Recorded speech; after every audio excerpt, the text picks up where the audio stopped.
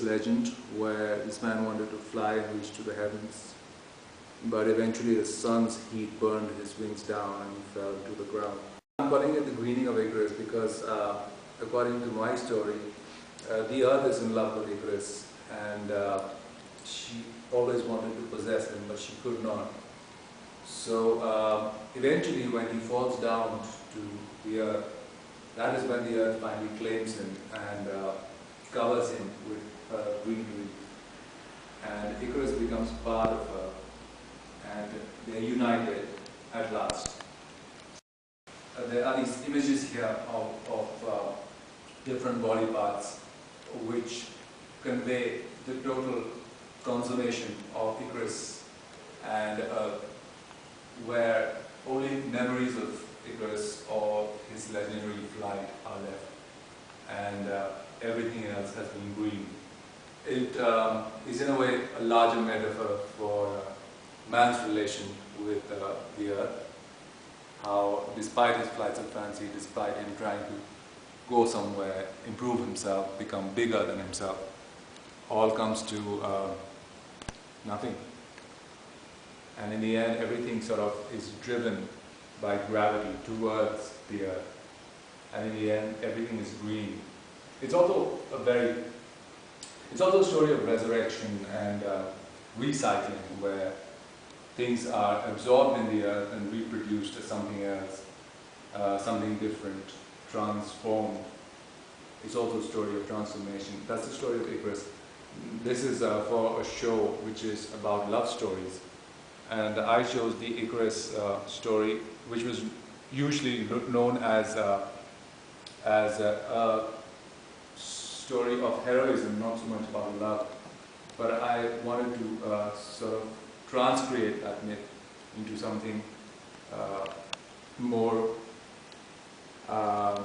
sensual, rather than just a story of man's elevation, ascension to the heavens, or man's need to become something greater than himself, but his eventual destiny of being earthbound, because that is what he's made of. He's made of earth, and he's made of all the elements that are contained within the earth. So the Greening of Icarus tells that story, transcreates the original Icarus legend into something more suited to our times, I suppose. Here are all the extras that tell you of different components that make our visual photo album, or the album of memories that we contain within us. And this is a sort of light take on the memories of togetherness, of having chai together, which is a very Indian thing. People sitting and having tea together, which is also a thing that binds a lot of lovers together. Early memories of having chai together. So that is where the tea and the chaiwala's basket comes in. Why I've x-rayed it is because I want to bring in the internal component, not just the outward element of physical memory, but also something deeper, something that remains. So when we are talking about x-rays, we are talking about bones, which is ultimately what remains of the human body, of the human struggle. So I call them photographs. They capture the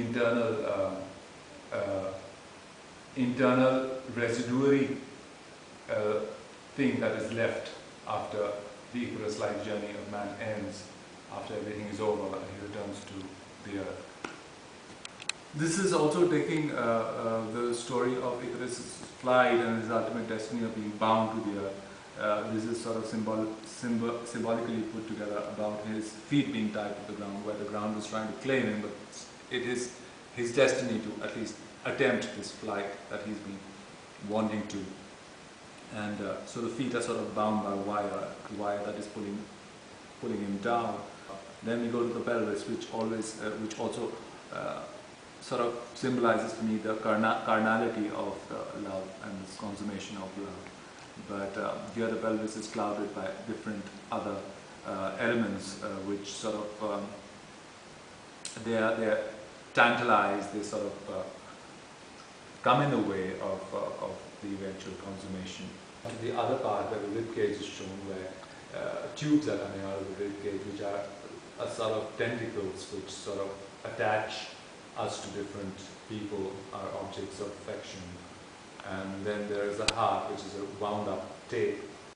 Why I've used two of each, a sort of mirror image of each image, is because I want to bring in that element of pairing, which is also a very essential component of love, where you try to keep finding your opposite. So the pairing here becomes important, where one half is looking for the other half. Eventually, this whole work is also paired of two wings, which sort of bring in the twin component of love, which usually involves two people, and pairing of opposites, that is also very important in love.